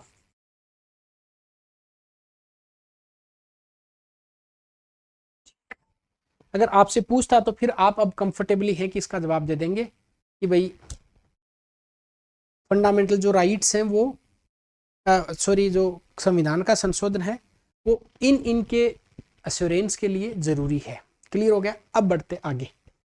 तो इसका मतलब अपना ये इश्यू भी पूरा हो गया जिसमें हमने डिस्कस किया कि संविधान संशोधन क्यों जरूरी है। अब 3 बातें देखनी है, मुद्दे, निष्कर्ष और आलोचना। सबसे पहले इसकी आलोचना देखते थे। अपने संविधान संशोधन की आलोचना क्या है? कोई आपसे पूछ ले, संविधान की आलोचना नहीं, संविधान संशोधन की आलोचना। समझ में आ गया बात? तो अब संविधान संशोधन की आलोचना देखते हैं। लक्ष्मीकांत में स्पष्ट रूप से 4-5 आलोचनाएं साफ साफ लिखी हुई, उनका आप सारा लेके बात कर लेंगे। देखिए कैसे ये लिखा हुआ। आलोचना क्या है? कोई बहुत ज्यादा आलोचना नहीं, 3-4 आलोचनाएं, 3-4 क्रिटिसिज्म ऐसे हों जो रेशनल भी हों और एसेंशियल भी हों, वही आपको यहाँ पे नोट डाउन करने हैं। पहला है संविधान संशोधन के लिए किसी विशेष निकाय जैसे संवैधानिक सभा अमेरिका में है या संवैधानिक परिषद हेतु कोई उपबंध नहीं है। संसद को संवैधानिक शक्ति व्यापक रूप से प्राप्त है, कुछ मामले राज्य विधानमंडलों। इसका मतलब ये है कि भाई संविधान अगर आप संशोधन कर रहे हैं तो क्यों ना आपको एक सेपरेट बॉडी बनानी चाहिए संविधान संशोधन के लिए, अलग से एक परिषद का गठन करना चाहिए पार्लियामेंट से अलग जाके। क्योंकि ऐसा है कि पार्लियामेंट जो है वो कई बार पॉलिटिकल निहितार्थ के लिए, पॉलिटिकल इंटरेस्ट के लिए बायस्ड होकर फिर कॉन्स्टिट्यूशन में अमेंडमेंट कर देती है। तो वो बायसनेस से बचने के लिए आपको एक सेपरेट काउंसिल बनानी चाहिए ताकि बहुत ट्रांसपेरेंसी के साथ में और इफेक्टिव अमेंडमेंट हो सकते हैं। बहरहाल आप इतना याद रख लेंगे कि संविधान में अगर संशोधन करना है तो उसके लिए अलग से कोई निकाय नहीं है, बॉडी नहीं है, संसद ही कर देती है, इसकी आलोचना है। दूसरा, संविधान संशोधन की शक्ति संसद में निहित है। इस तरह अमेरिका के विपरीत राज्य विधानमंडल राज्य मंत्रिपरिषद के निर्माण या समाप्ति के प्रस्ताव के अतिरिक्त कोई विधेयक संविधान संशोधन का प्रस्ताव नहीं ला सकता। यहाँ की संसद इसे या तो पारित कर सकती है या नहीं कर सकती है, इस पर कोई कार्यवाही नहीं कर सकती। कुल मिला के बात यह है कि कंप्लीटली जो पावर है वो किसको डेलीगेट कर दिया गया? संसद को। राज्यों के पास कोई शक्ति नहीं दी गई है। तो एक तरफ हम कह रहे हैं कि हमारा फेडरल स्ट्रक्चर मजबूत हो और दूसरी तरफ हम यूनिटी की तरफ बढ़ रहे हैं कि पार्लियामेंट को ही आपने ज्यादा पावर दे दिया। ये इसी बात को है।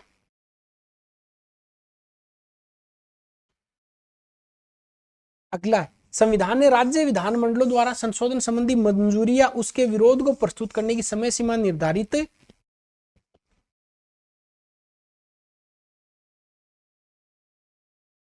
नहीं की है।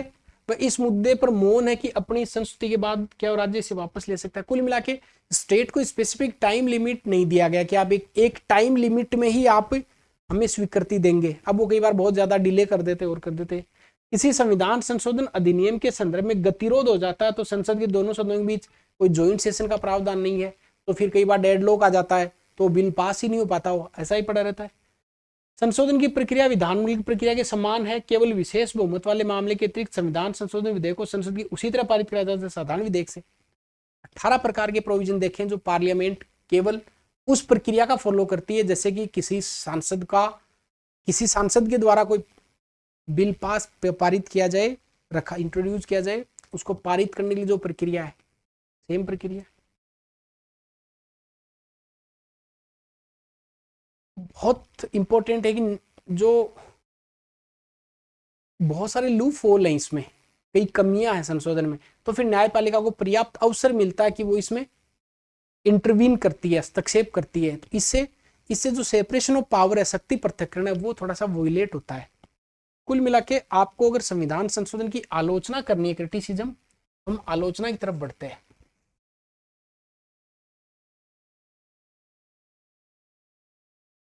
अब हमेशा मेंस में ध्यान रखें आप लिखते टाइम, मेंस में समय कम होता है और मेंस में बहुत इफेक्टिव तरीके से फास्टली आपको लिखना पड़ता है।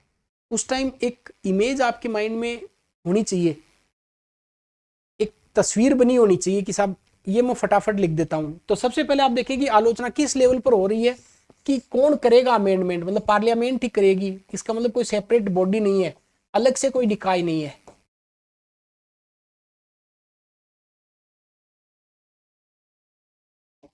दूसरा, मैक्सिमम जो प्रावधान है वो अकेले पार्लियामेंट करती है, अकेले संसद ही कर देती है, इसलिए स्टेट को कोई स्पेशल प्रिविलेजेस नहीं है इस मामले में, अकेले संसद ही। और संसद भी करती है वो सामान्य प्रोसीजर को फॉलो करके कर देती है, सामान्य प्रक्रिया को। फिर संसद करती है तो इसके लिए आर्टिकल 108 का भी प्रयोग नहीं है, तो फिर डिले होता है, डेडलॉक हो जाता है तब। स्टेट के लिए, राज्यों के लिए समय सीमा तय नहीं है।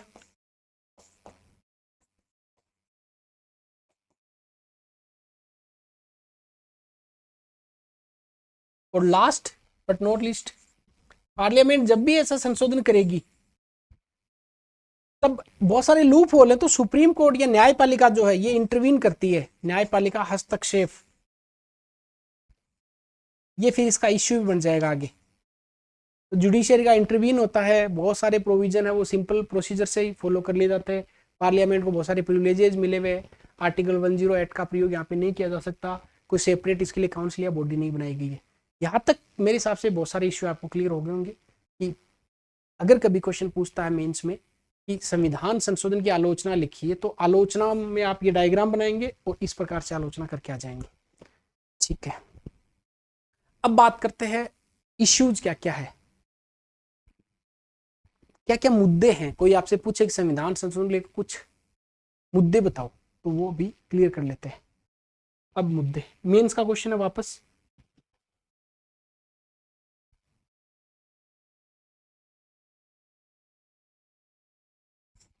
भाई मुद्दे ठीक वैसे से हैं जैसे संविधान की क्रिटिसिज्म आलोचना हमने करी है। एक तो जुडिशियल ओवर रीच है, आपने पता 99वां संविधान संशोधन जो एनजेक को लेकर हुआ था, पॉलिटिकली मोटिवेशन यहाँ पे ज्यादा होता है। मतलब बहुत सारे संविधान के संशोधन है जैसे आपने देखे हैं 42वां 44वां, वो पॉलिटिकली मोटिवेटेड ज्यादा थे। यहाँ पे लेक ऑफ कंसेंसस है, आपसी समझौता नहीं है, बहुत कॉम्प्लिसिटी एंड लेंदी प्रोसेस, आपको पढ़ते ही पसीने आ गए तो फिर प्रोसीजर में ज़्यादा जोर आएगा। बहुत सारे आर्टिकल्स ऐसे जिनमें एम्बिग्यूटी है संशोधन को लेकर, लैंग्वेज को लेकर, और स्टेट का रेटिफिकेशन बहुत डिले होता है, तो कई सारे इश्यूज है। पहला अगर इश्यू आप समझेंगे तो वो न्यायिक हस्तक्षेप का बड़ा मुद्दा है। न्यायिक हस्तक्षेप, पार्लियामेंट को हमेशा डर सताता रहता है करते टाइम कि ये पता नहीं ठीक होगा कि नहीं होगा। पॉलिटिकली मोटिवेशन ज्यादा है यहाँ पे, राजनीतिक निहितार्थ।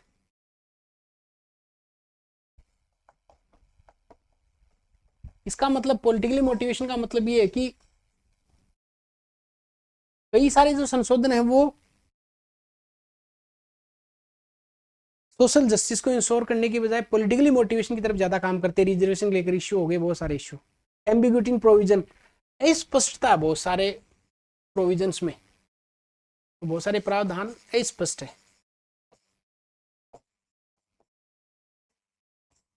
स्टेट को रेटिफिकेशन में डिले होता है तो राज्य इसमें विलंब करते हैं, और कोई सेपरेट बॉडी नहीं है इसके लिए, कोई निकाय नहीं बनाया गया है। ठीक है, ये एक आपका सवाल हो सकता है। बहुत कॉम्प्लेक्स और कॉम्प्लिसिटी है, तो जटिलता है यहाँ पे, बहुत सारी जटिलता कॉम्प्लिसिटी है।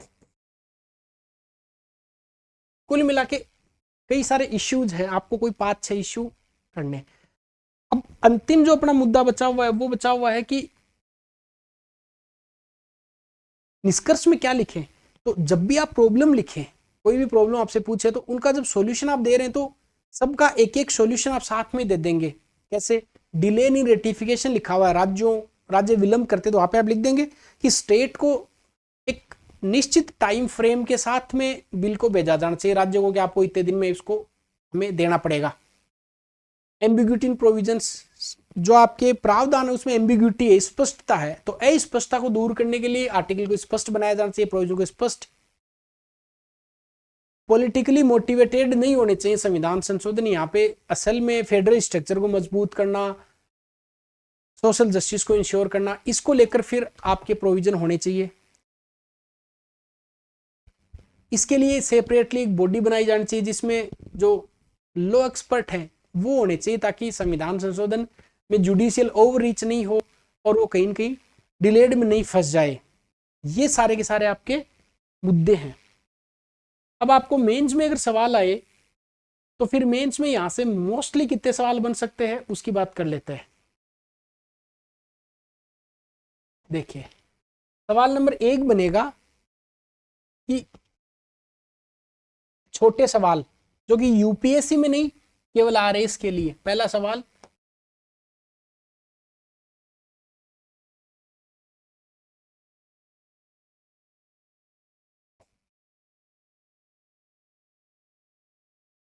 संविधान संशोधन की विशेषता लिखिए। विशेषताएं, सर ये तो हमें पढ़ाया ही नहीं। विशेषताएं वही है जो मैंने बताई है। कैसे आप विशेषताएं लिखें, तो चाहे तो पॉइंट्स में उत्तर लिखें, चाहे ऐसे लिखिए विशेषताएं।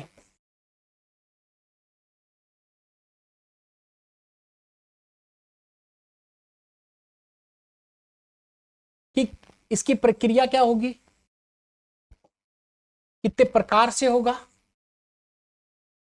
बिल कौन इंट्रोड्यूस कर सकता है, पास करने की पारित प्रक्रिया, राष्ट्रपति की पावर, राज्य विधानमंडल की पावर, राज्य की पावर, राज्य पावर। ये संविधान संशोधन की विशेषता है। कैसे आप इसको क्लियरली लिख के आएंगे कि भाई इसका प्रोसीजर क्या है। आर्टिकल 368 में है, पार्लियामेंट की संविधायी शक्ति है ये। 368 में प्रक्रिया भी लिखी हुई है, शक्ति भी लिखी हुई है, कौन रखेगा, कहाँ रखेगा, तो दोनों हाउस में कहीं भी रख सकता है। कौन रखेगा, सरकारी या गैर सरकारी सदस्य, कितने प्रकार से हो सकता है। 368 में केवल 2 प्रकार लिखे हुए, ओवरऑल 3 प्रकार से हो सकता है। राष्ट्रपति 24वें संविधान संशोधन के बाद में अनुमति देगा। राज्यों के पास में कोई स्पेशल टाइम नहीं, आधे राज्यों की सहमति चाहिए। फिर अगर पारित हो जाता है तो उसके लिए सेपरेटली पारित करना जरूरी है। इसके लिए कोई आर्टिकल 108 का प्रयोग नहीं होता है। दूसरा क्वेश्चन, क्वेश्चन नंबर 2, संविधान के उन प्रावधान को लिखिए या उन 4 प्रावधानों के नाम लिखिए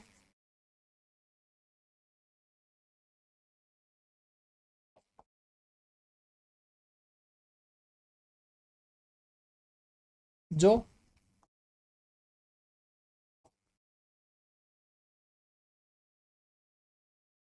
विशेष बहुमत प्लस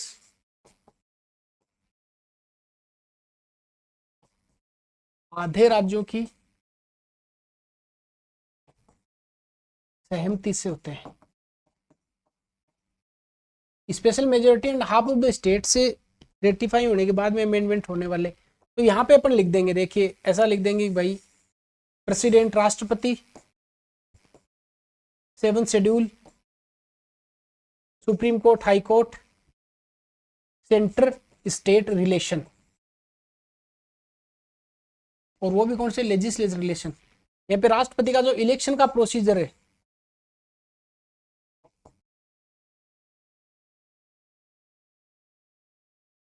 सेवन शेड्यूल के जो सब्जेक्ट्स हैं, supreme court and high court का ज्यूरिसडिक्शन है,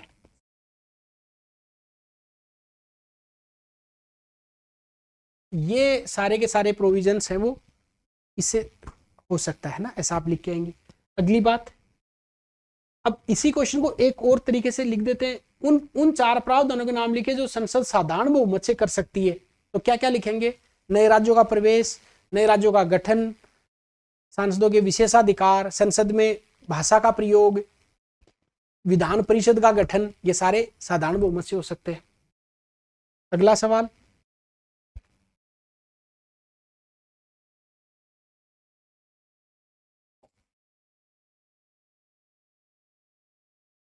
संविधान संशोधनों की या संविधान संशोधन की आलोचना।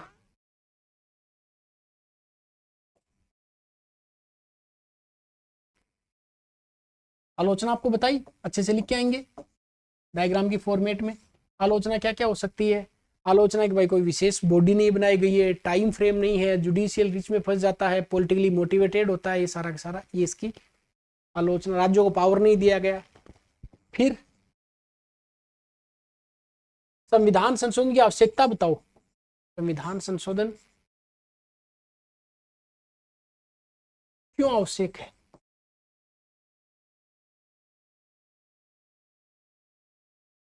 ये 50 और 100 वर्ड से ज्यादा अपने आएगा नहीं, इसलिए तो क्यों आवश्यक है वो सारे नेसेसिटी आवश्यकता क्या बताइए।